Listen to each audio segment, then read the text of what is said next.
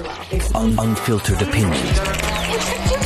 Sometimes you have ideas and you're not quite sure why. You secure the bag. Sometimes you meet people and realize there's probably a reason why you stayed in touch. Just listen. Sometimes all the pieces just come together by themselves. I'm Jimmy Moyaha. And I'm Simon Brown. Welcome to Insider Exchange.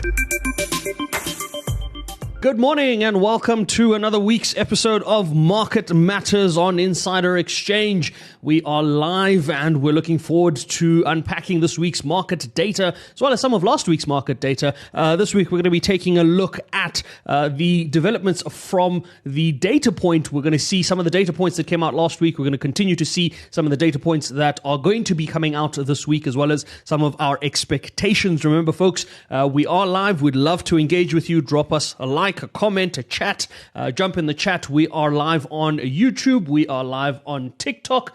Shout out to the guys that joined through TikTok last time. We didn't realize that there was so much happening on that platform, but we're going to dive straight into it and we're going to go see what market matters look like this week. But I suppose it's always good to start with looking at the end of the year, right? Well, what are we, 3 Mondays away from being the chill guys? Yeah, this is my third to last Monday. I finish on the 13th. Really? We've, for those wondering, for those that do listen to our stuff, are part of our community, we are set to stop recording for the December break around the 9th or so. So that'll be probably the last episode that we do for this year.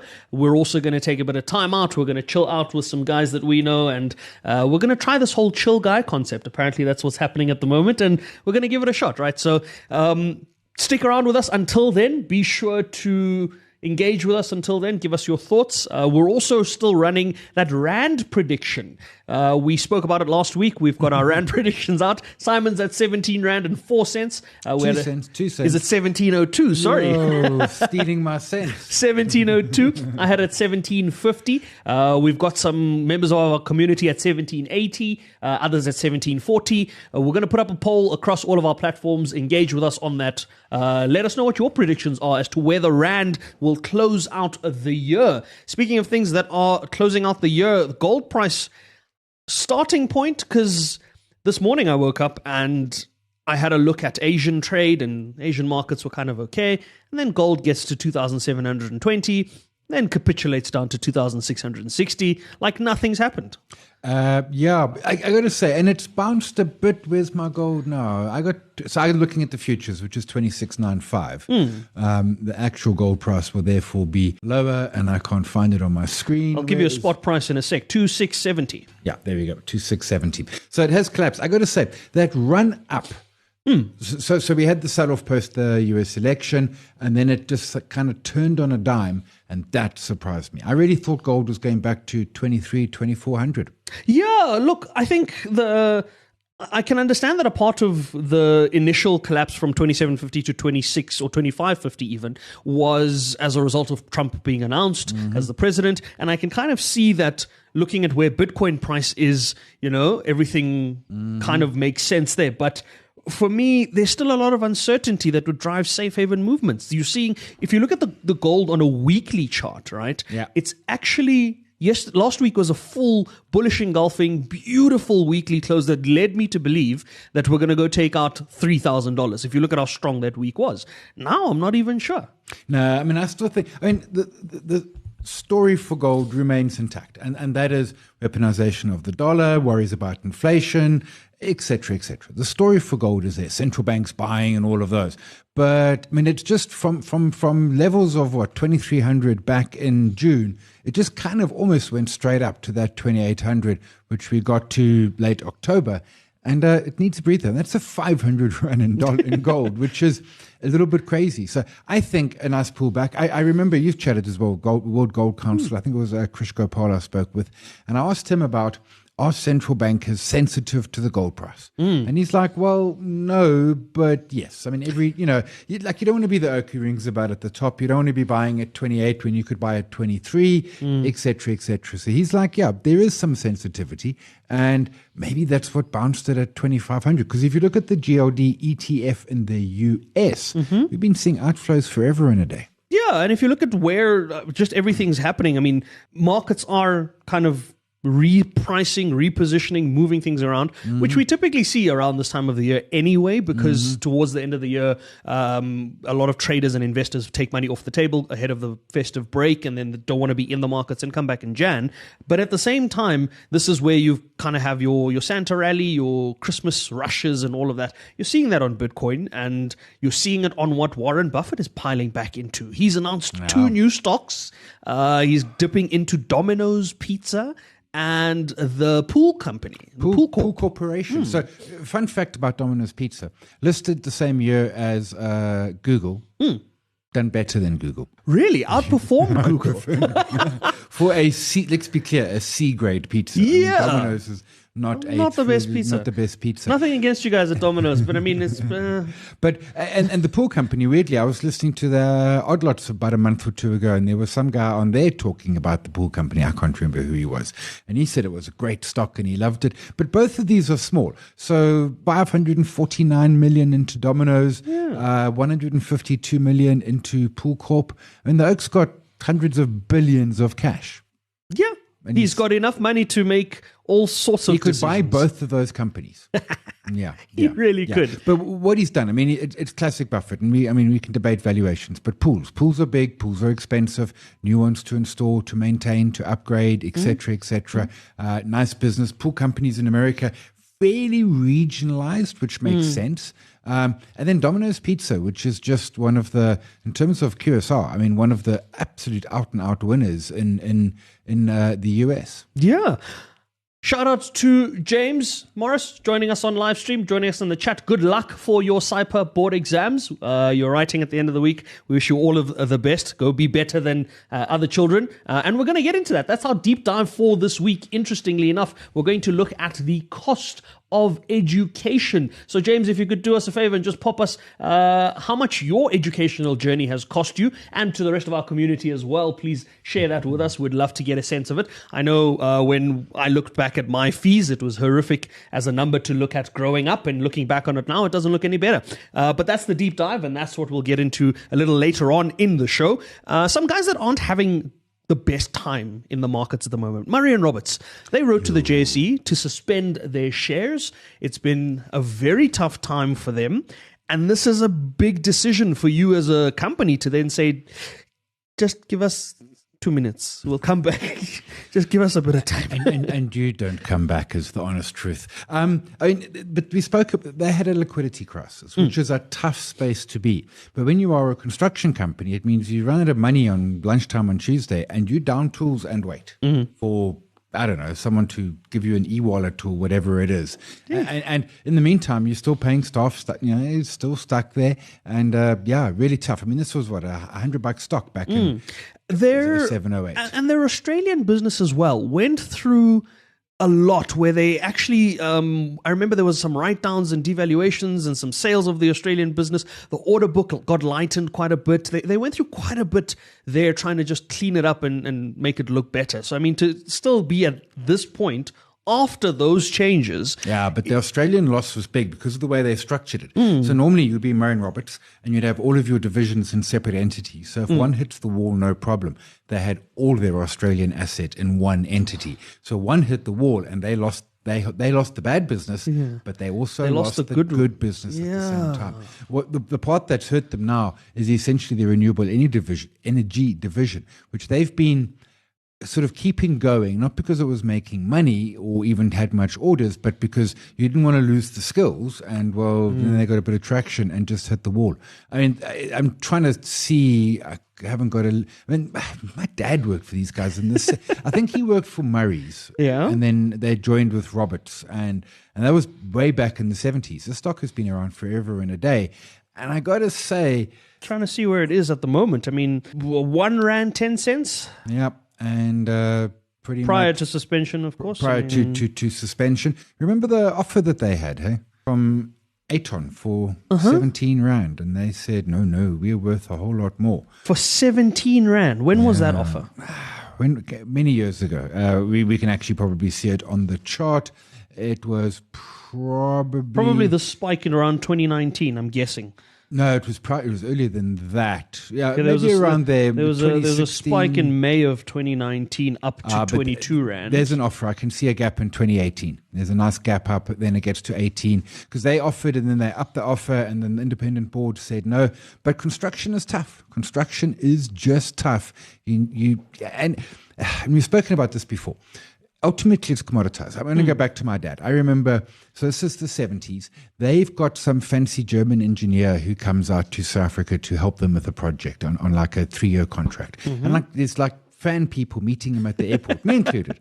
But how did you find that German oak, right? Yeah. Hard. So skills were more valuable in that they were geographically located. Now you got LinkedIn. So everyone goes to Australia to try and be a construction company in Australia because South Africa is no fun. What do you find in Australia? Well, you find the Australians, the Chinese, the Italians, the Brazilians. I mean, do French build things? If they do, you find the French. You just find everyone chilling, and it's your moat, which was geographic, has completely disappeared, and all you've got now is your edge is skills, commoditized. So your edges, margins. And that makes it difficult. I was Founded looking back. in 1902, listed in 1948. Okay. I was looking back on what you're saying about the Australian companies. There's a couple of South African businesses that have gone out into Australia to buy and invest into Australian operations and all of that. And most of the sectors, construction, mining, have struggled. Yeah. Think about even Woolies and the David Jones business and all of that. That's a whole story on its own, right? But I'm trying to remember which company it was. There was one company that went into Australia and has done well. Super with their SPG fleet, which has just got a $3.50 offer on the stock. There we which go. has It might punted be Supergroup up 20%. Okay, we will look at Supergroup because I think we had them on our list from when we spoke to Chantel on the show. Yeah. We'll see if we put them back on the wall or where they sit on the wall. But it doesn't look good for the guys at Murray & Roberts. It does not look good at all. And we are going to wrap up our session of Market Matters with what's coming out this week. It is Thanksgiving week in the US, which means we will be closed for Thanksgiving on the Thursday with a half-day trade closing early on the Friday as well. So shortened week for traders and investors out there if you're looking at what's happening this week. We've also got some data points, CPI data out of Europe, I believe, is this week as well. Yeah, PPI local, PCE data, which is what the Fed likes out of the US Wednesday. Yes. That's going to be important. Their preferred measure of inflation, personal consumption expenditure index. Sure. Fancy words. I read the definition. And yes, PPI data out of South Africa as well. We got that interest rate decision out last week following our own inflation numbers. I would love to reflect on that, but I think we've done a lot of reflections around inflation over the last couple of weeks.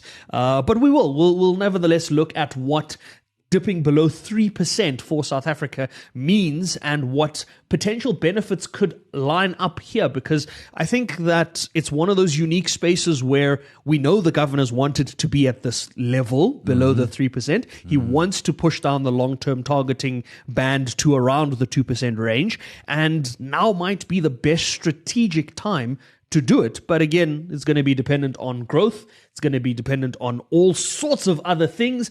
And it's going to have to wait for another episode of Market Matters because we've run out of time for this episode. But we're still going to get into our deep dive. We're still going to get into our investor insights. And we're still going to put that out there. Thanks for tuning in to the live stream, folks. We hope you have a really good week. Again, all of those that are writing exams or being busy this week, we wish you all of the best. We'll catch up another time. That's Market Matters for this week.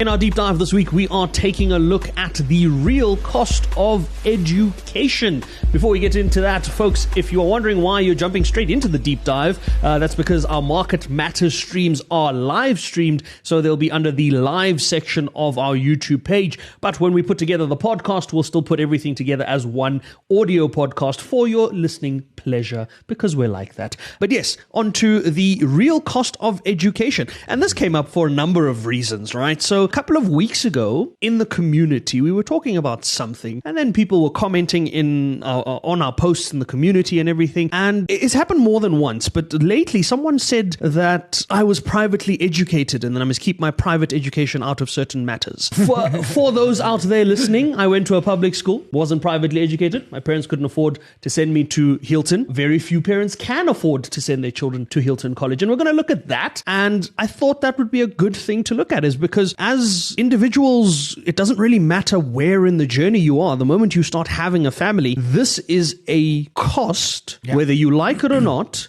that is sunk for a minimum of 18 years, sometimes 24, sometimes 27, depending on what your child then elects to study. But the reality is the cost of education, the full cost of education, is a lot. Yeah, so some reference. So in the 70s, I didn't go to preschool or anything. I just left at home, I think. Or maybe my mother. Actually, no, my mother didn't work. So my high school was 10 Rand a term. 10 Rand a term? And if you couldn't afford it, you wrote a letter, you didn't pay. Okay, so I matriculated 87. So we're going way back in time. Yeah. I hated it. I don't know if it was a good or a bad school, Pantown Boys, but it was 10 Rand a term. And of course, this was an apartheid school. So, it was subsidized by government. When I then went to tech, and I went to tech and not varsity, I think, because my 2.5 years at tech, which included money for books, the entire student loan was like 4,200 Rand. For how long? 2.5 years. And you said you paid 10 Rand a term at high school. Yeah. The average at a public high school for 2023 in South Africa is 36,100 Rand a year. Yeah. That works out to an average of 3,000 Rand a month, right? Yeah, per kid. And that's just kid. That's just your bog standard. There's nothing fancy. And then you've got all these things. So like when we had a rugby game that was somewhere else, I don't know, a bus arrived and took us. But now my niece and nephew who are they got this and that, and then they're extramurals and raising money. And we did raise money in my matric year. Well, not me. Everyone else did. I boycotted. I didn't like school. It was fun. They didn't like me. I didn't like them. It was mutual. And they were raising, they were buying a high ace or something. But it was cheap, and it's not anymore. Yeah, but so fundraising is another conversation that we will come back to. I remember in my primary school, we were promised a swimming pool, I think. All my schools had swimming pools. Dude, you go to white schools in the 80s, they all had swimming pools. Okay, we fun fact, we had a shooting range with an armory with guns in it and bullets, because we used to play soldiers. What did they call it? Not scouts, something. We used to play soldier. Yeah, thank goodness that's not an American school in today's day. Otherwise, this conversation would have ended very abruptly. But the cost of education, right? And the reason we're looking at this is because we've touched on the high school education, but there's a lot of stages before that. Like you said, there's the preschool side of it, which for me, I'm astounded at. People are saying that goes anywhere between 18 and 80,000 Rand a year. You pay more for a toddler in preschool than you do for a disgruntled teenager who's trying to navigate their way through life. But this is the thing, right? So you start at preschool, then there's primary school, then there's high school, then there's universities or technicons or anything of that sort. And on the public side of it, there's one aspect of it. But the moment you start having that schooling journey as a private and boarding kind of setup, can you guess how much the top school in South Africa charges per year for these things? So mind you, the average for public schools is 36,000 at a high school level. It's about 18 to 80,000 at, I suppose that would be at a preschool level, and around the primary school kind of level, around 24,500 to 25,000 Rand is the annual average for those schools. So top school, 250,000. It'll be Maritzburg or Hilton. 250,000, Maritzburg or Hilton. Incorrect. I will tell you the latest figures that we have, according to their fee booklets for the respective schools. Coming in at last place on this list is the cheapest of your options is Crawford College in Sandton at 190,000, being the cheapest of your options, right? And you've got a couple at 300,000, St. Stithians, Clifton, the likes of those. You've got St. Albans at 328. You move up to the the 335 range with St. Mary's. And then you've got kind of your bishops at 340. St. John's College at about 350 with Rodine at around 360,000. Let's move up into, well, Rodine technically then occupies third place because we move up into second place, which is Michael House in KZN. Why are you KZN people so expensive? 368,000. I went to Michael House. We would play rugby sometimes. Let's be clear. I didn't go for the education. You didn't attend Michael House. I You were didn't a visitor. attend. I went. I also went to UCT and Wits, and I go all over the place. How much? 368,000 rand 30,000 a month. for 1 year. That is second place. Top spot, as you mentioned, Hilton College. Again, KZN. Yeah, I know. I'm surprised Kersney isn't there as well, because Kersney is another one of these. Kersney is on the list, but they're at Okay. 350,000. So they don't make the top three. They're fourth. No, they're fifth. St. John's is 2,000 a bit higher than them, so they're fifth. They make top five, but they're I mean, Kersney's a lovely school. I went there too to play rugby.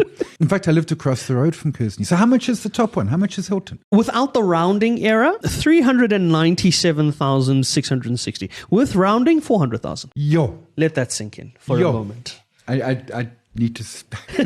Now, this is per annum. And if you think about, let's even say you're there for an average of 5 years, just your high schooling kind of time, 200K. right? But you haven't got kit No, that's yet. not 200K, it's 2 Sorry, million. 2 million. But you haven't got kit yet. Yes. You haven't done any of their excursions. Yes. Because I imagine when these guys like excursion, right? Like we used to go to Wagon Drift Dam and sleep in tents. These days don't Wagon Drift Dam in tents, eh? And there is the other aspect that I didn't mention. So with Michael House and with Hilton, boarding is included in the fee. Yeah. Right? Yeah. The others have an optional boarding fee. So in the case of St. John's at 352,612 odd per year, the boarding fee associated with that would be 145,844, pushing your total up to close to 400,000 rand, making it pretty much the same as Hilton, right?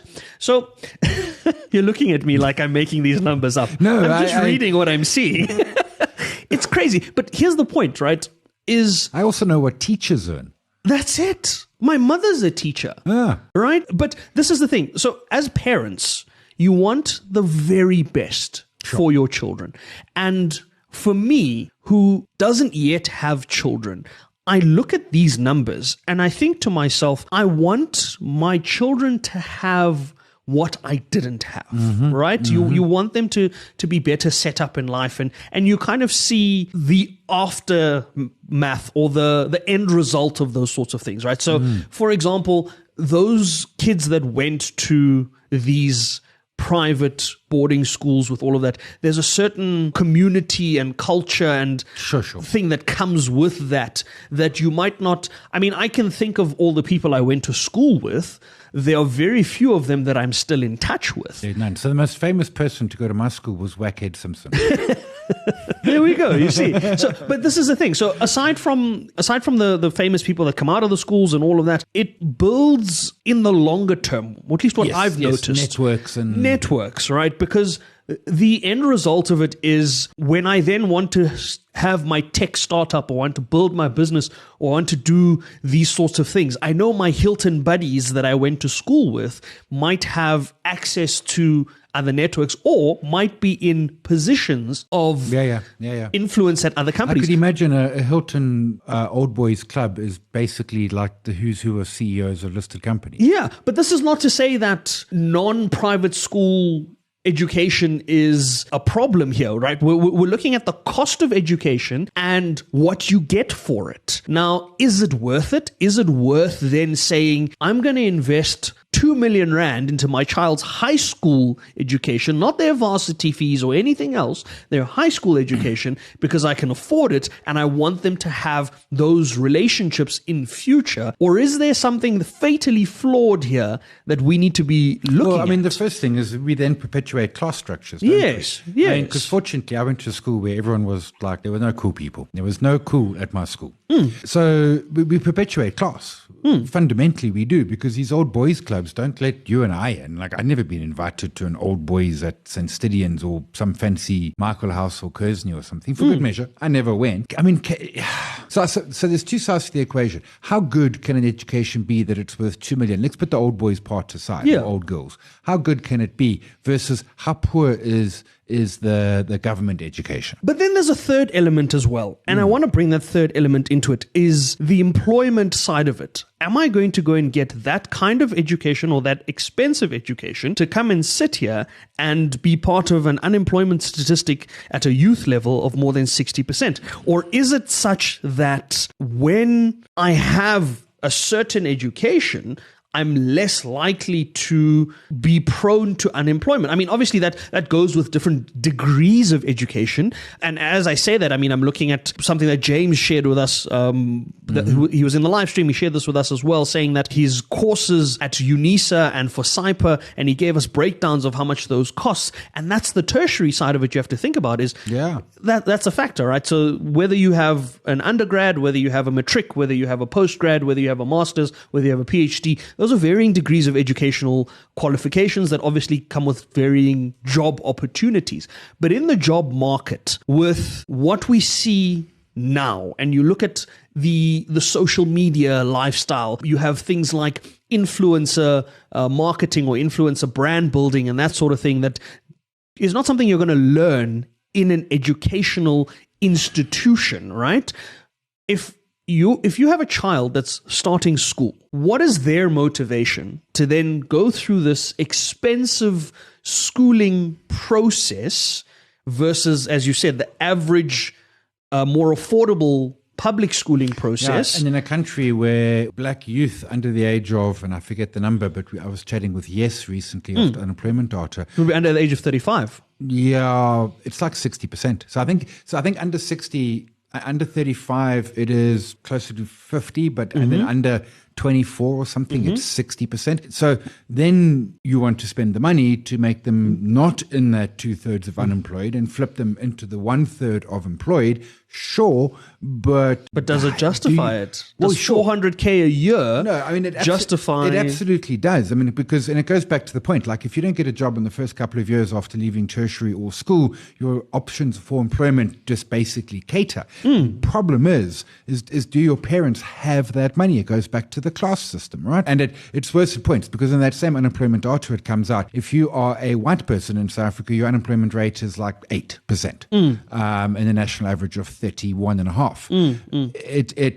But that's because class, right? So the average person who's going to a black kid growing up in Kwandageze or Alexander or wherever is likely to struggle to get a job per school. So then you want to send them to the 2 million rand high school, but the family doesn't probably have the 2 million rand over 5 years. Unless you happen to find a job in a parliamentary precinct of sorts that pays a comfortable. So this is, and that's the other aspect of it, right? Is the educational side of it, and we unfortunately don't have enough time to get into all of that. But as someone who then has the option or the privilege to send your kids to, whether it's a public or a private school, that's a choice you then have to make. And it speaks to the quality of the system that we have in place, right? So again, not the quality of the teachers, not the quality of what's happening, but 100%. You can't have things like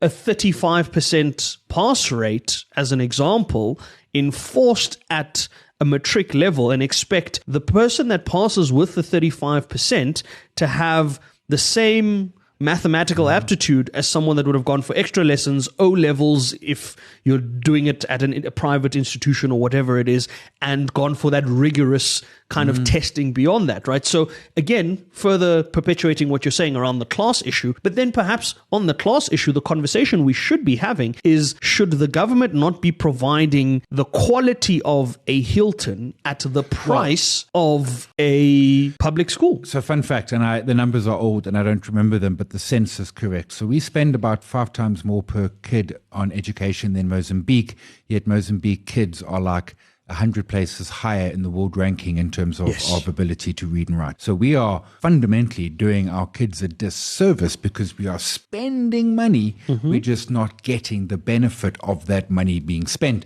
And that is squarely at the door of our government and education ministers.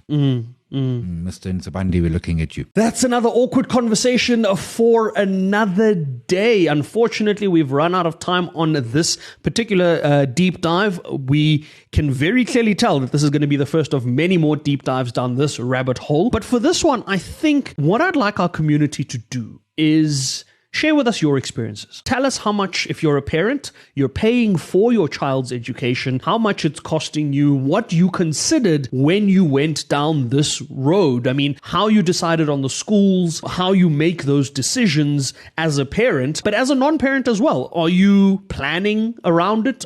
Because there's a whole other aspect of it we haven't even touched on, and that's educational policies. Do I then take out an educational policy and say, I'm going to wait, if the child's going to turn 18 at a certain point or whatever, I'm going to have an educational policy that can afford to pay for them to go to this particular institution? That could be another story for another day. But that's the deep dive for this week.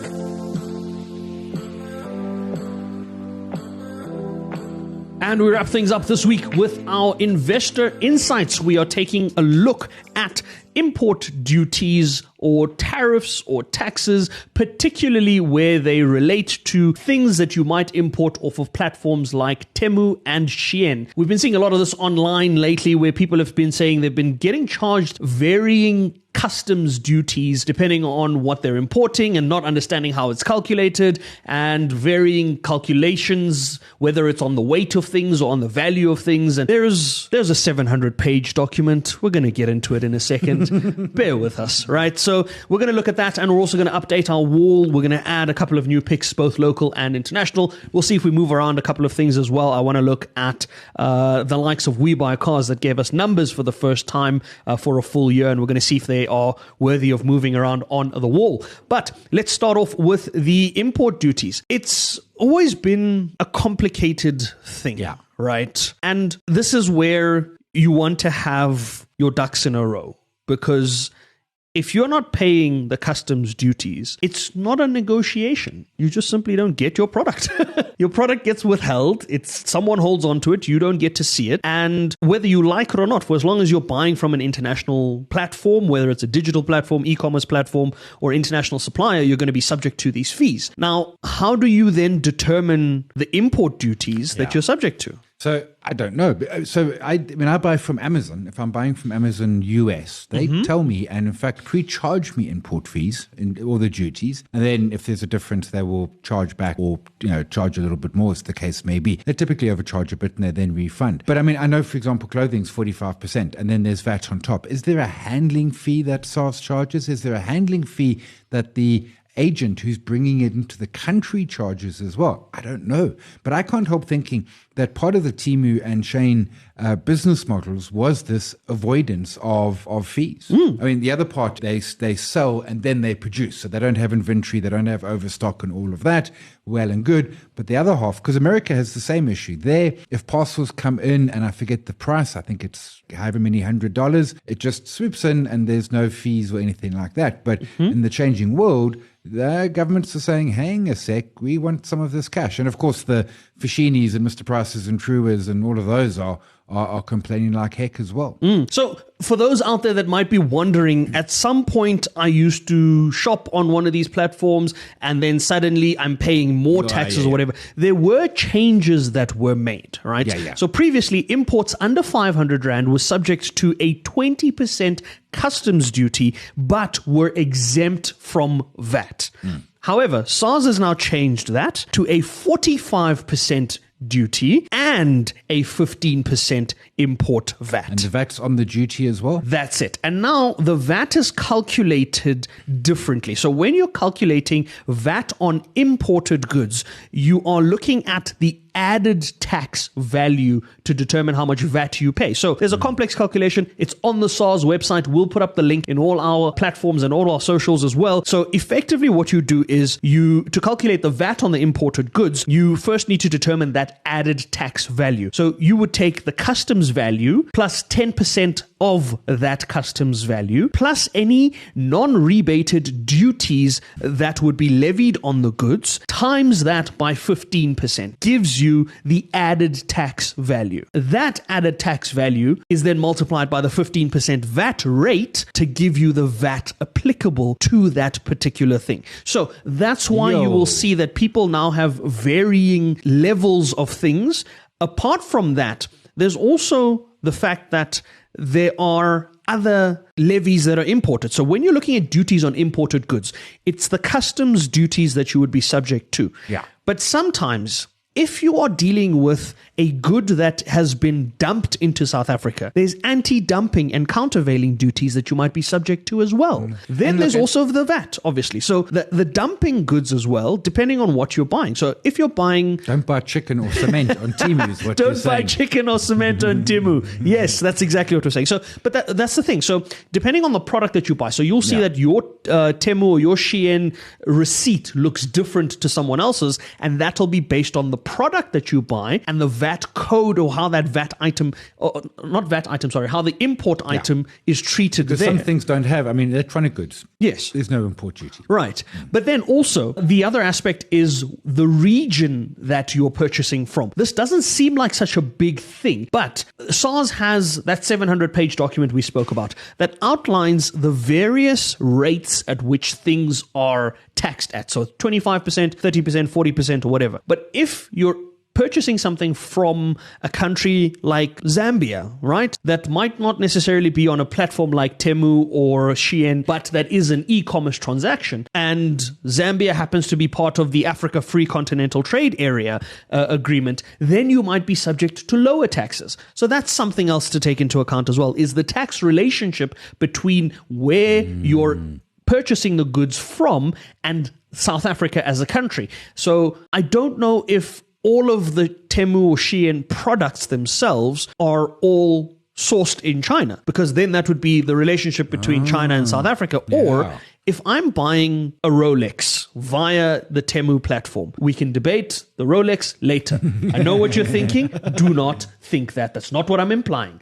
All I'm saying is, if I happen to buy something that is from a third-party country via a platform like Temu or Shein, that tax regime might look different to buying something that is sourced from there, because of the tax relationship South Africa might have with that other third country. Short answer is, when you're buying something on Temu or Shein and you think it's really, really cheap, it might not be. It also might not be. I was having lunch with Wayne McCurry last week, and he bought magnets. Okay. A box of 40. He was going to use them to stick. He thought they were going to be this. Yeah, they were magnets. Like that big. They were like 3 mils across or 5 mils. He thought they were going to be 3 centimeters.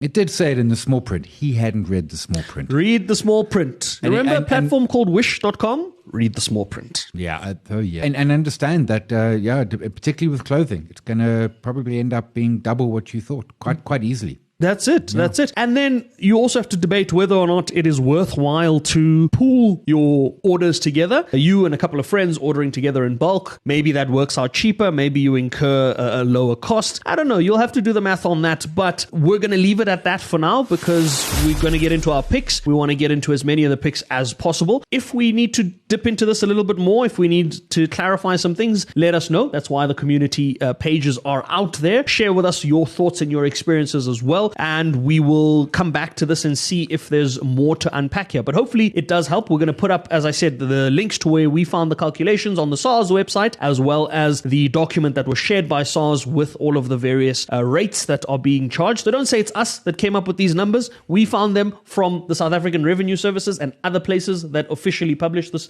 information. It's not our information. We just work here. Yes. That's it. We just work here. Stock picks. Yeah. Local MultiChoice. Their MultiChoice South Africa CEO resigned. Yeah. The MultiChoice Canal Plus deal is still up in the air. MultiChoice is still technically insolvent. We've discussed this as part of a separate conversation. Where do we put MultiChoice on the wall? So it's at 108. It's got a 125 Rand offer. They promised to do it by April. When you say it's up in the air, this is the Akasa foreign ownership of media asset. That's one aspect of it, right? So we haven't even touched on that. There was a time where Canal Plus was just quietly buying up. They've increased their holding. They've made the mandatory offer. We're waiting to see where it goes, right? But at the same time, when you look at MultiChoice's performance, they're selling off 60% of the insurance business to Sanlam and hoping that the proceeds of that will then bring them back into technical solvency, or at least that's the conversation I got when I spoke to the CFO. Now, the concern there is, okay, if you do that and it does go through, and you do, obviously the deal's going to go through, it looks like there's no problems on that side. But what is your plan as MultiChoice if Canal Plus does not get what they want? So if they can't acquire the stake or they start selling off the stake. If they can't, the stock is going to, what was it I'll tell you that because I was keeping an eye on it as well. $65. Yeah, so that, so we're going to lose quite a bit of value on that from 108 down to 65 if the deal doesn't go through. Now, we're not saying the deal's not going to go through. And it's technically insolvent, so yes. 65. So for me, that's the concern. The concern is less around the deal with Canal Plus going through or not, but it seems like MultiChoice is pinning all of their hopes on that. They pinned all their hopes on Showmax 2.0. You look at the numbers now, it has been quite disappointing up to this point in terms of how much revenue it's generated and the packages and all of that. They're still losing subscribers on the premium side of it. There's a lot of issues with the MultiChoice business.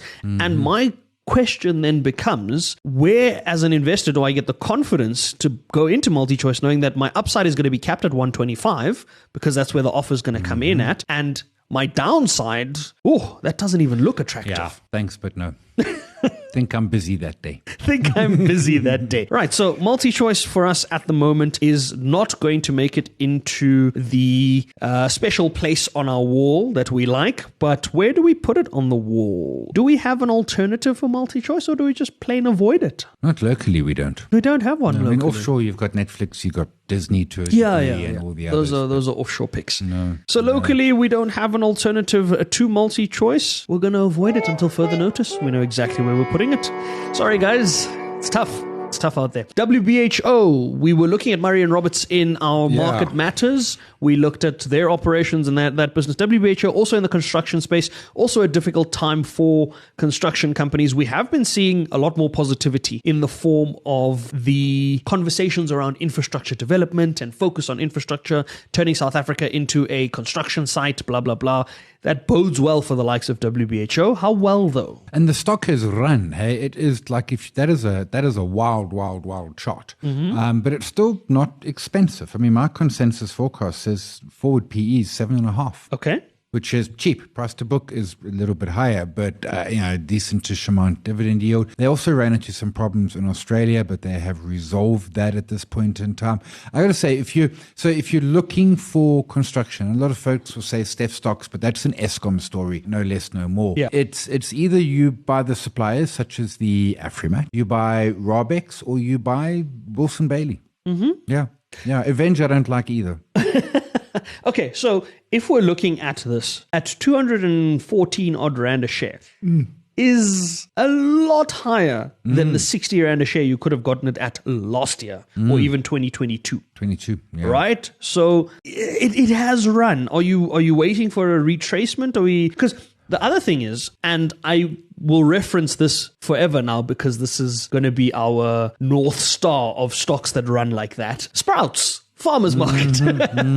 Yeah. We spoke about it at $100 and we said the chart looked crazy from $40 up to $100. When I checked on it last week, it was at $140. Yeah. It just kept going up, right? So is this going to be the case with a Wilson's Bailey's? So Wilson's Bailey is not expensive. The chart does look like we're seeing a little bit of weakness. We've got some lower highs and lower lows. We might get down to around as low as 200. At that point, I think it's very much attractive. 214 short, and it might slip a little bit lower from even there. It's down from the 240 highs of late October, or was it late October, early October, late September?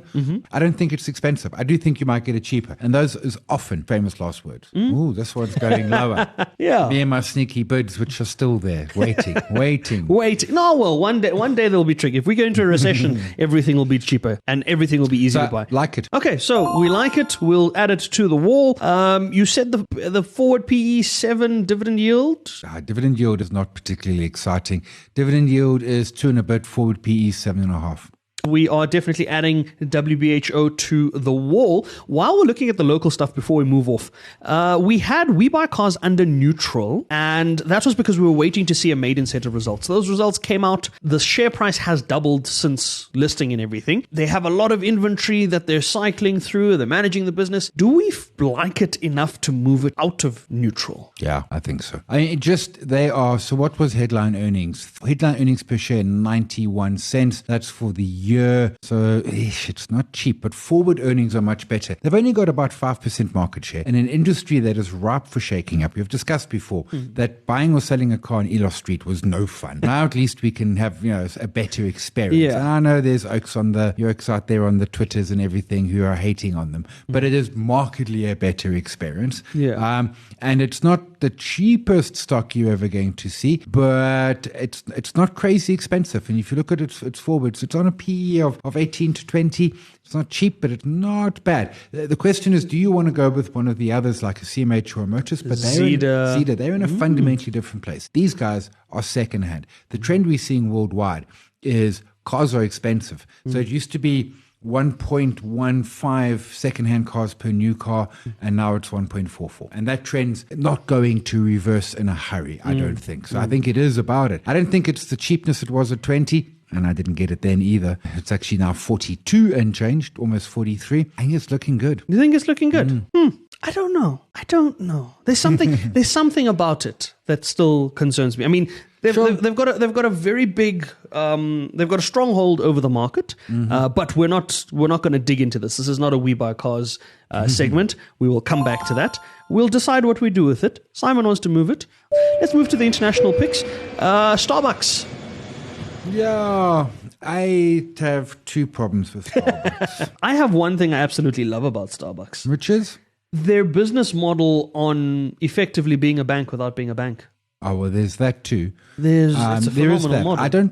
Their coffee it's okay, but very expensive. It is. It is. And there are literally parts of the world where you stand at one Starbucks and you can see 2 or 3 other Starbucks because they don't want you to have to cross the street to get your coffee. PE is 30 odd, which for America is like not considered a lot, but America's drunk on coffee half the time. They've got the new CEO, which is an interesting thought. Bounced off of $80 beautifully if you look at the chart. Yeah. And they've had some challenges, but it's almost my sense. I was reading something a couple of weeks ago, which is when's the best time to buy a clothing retail when they miss. In other words, when they come out and say, sorry guys, we messed up the last season, sales are a disaster. Because if they're any good, I mean, Mr. Price, every 3, 4, 5 years, Mr. Price misses a season, just gets it wrong. They bought orange and everyone wanted pink. So that's when you want to buy. And maybe it's the same with Starbucks, that they've been kind of in the woods for a while, and maybe that then says, well, hang on a sense, there's some opportunity here. Yeah, so the banking model that I like about Starbucks, effectively, if you think about how they have their rewards thing, you can top up your rewards profile or your account or whatever with cash, right? All that is you are pre-ordering coffee because you will always spend that money at a Starbucks. You will never spend it somewhere else. So that's why Starbucks at some point, I forget the stats, but at some point they had more in loyalty money than they did in sales. Right? Ooh. And that was interesting because that's revenue you're going to get at some point or another, right? And that's the key difference between something like a Starbucks and a McDonald's, where to your point, Si, around having a Starbucks on every corner, having a McDonald's in every corner, a Starbucks on every corner, you don't have a advance payment on a McDonald's, and a McDonald's still gives you a choice to something else. You can't use your Starbucks points somewhere else. Yeah. Right? And the reason there's Starbucks in every corner, it's commodity, because you notice Yum Brands and KFC does not do that, because if you want KFC, you will drive. Yes. Speak from experience. Stock is just over $100. So it's obviously a lot nicer, sub 80. And then there's the concerns around China and the like. I like this new CEO. I heard some interviews with him at the time. Sure, I think it's looking good. Yeah, it's expensive, but that's because they need to get things right. They've lost their way in some senses, and they need to get that better again. And they can probably do it. They probably can. They probably have all the resources and things in place. So we're going to add Starbucks to our wall. The last one that's going onto our wall today is Carlsberg Group. They make alcoholic and soft drink beverages. They are Norwegian listed, interestingly enough. I did not know that. I just found the Malaysian one. They also have a listing for their Carlsberg Group. Carlsberg Group. There they are. Listed Norwegian. on the Copenhagen Exchange. Sorry, not Norwegian. Danish. My apologies. Danish listed Copenhagen Stock Exchange. Yeah, learn something new every day. Again, not massively. So the concern with these folks, and we see it with AB InBev, is to move away from traditional beer. And we're moving in many ways. But the youths are apparently drinking less. Bud Lights and Savannah Zeros. Yeah, and then they go and they drink weird stuff like gin. When I was a kid, the only person who drank gin was your granny. And so they're drinking gin, they're drinking those things, spritzers. Yes. And then when they're drinking beer, they don't want beer, they want nice beer. So Corona or your local beer made, with love and tears by some poor person around the corner.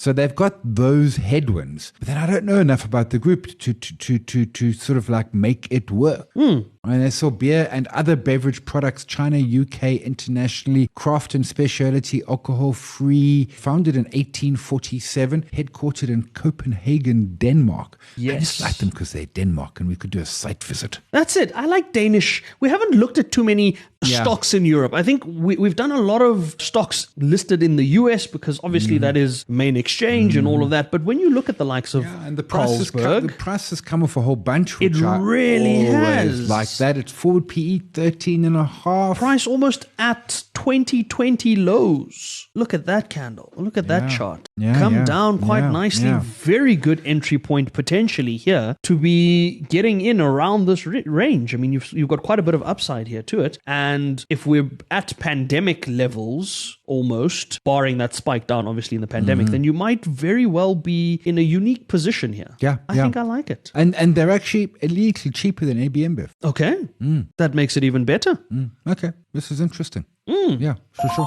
We like Carlsberg. There we go. We're going to add it to the wall. It looks kind of nice. Remember, folks, these are our preferred picks. This is our wall of things that we like. If you like things of your own, go and like those things by yourself. Don't say we gave you financial advice. This is not a financial advisory show. If you want financial advice, speak to a financial advisor. You've seen our disclaimers. Don't come back to us, please. Thank you. If you have been missing out on the shows and being a bit confused, remember, we're doing the live streams Monday mornings for Market Matters. The rest of the segments are still recorded as per usual. We do put them out after the live stream, so we do still sit and record them all, and then we package it all together for you. We are coming dangerously close to the end of the year. We are excited. We're going to be the chill guys, because apparently that's what we can do. Do we do our last show in our baggies? Yes, we could. But there has been a suggestion as well that we do ugly Christmas sweaters. I don't know how you feel about that. I don't have an ugly Christmas Neither sweater do I, but we can find... We live in where- Africa. Maybe we can do ugly Christmas shirts. Oh, I have those. Well, there we go. So we'll figure out what we're doing for the last episode. Remember, folks, that's going to be on or around the 9th of November. We're going to take a bit of a break going into the festive period. We'll be back in January, so don't stress. We'll give you enough to ponder on for the festive period and to think about. In the meantime, though, like, follow, subscribe. There's a button somewhere, top, bottom, screen. I don't know. I'm pointing up or down. Down. Okay, there we go. If you look in the bottom right of the YouTube page, I think there's a little icon. Our little logo's there. Click on that. That subscribes you. Until next time, investing isn't hard. Just try it.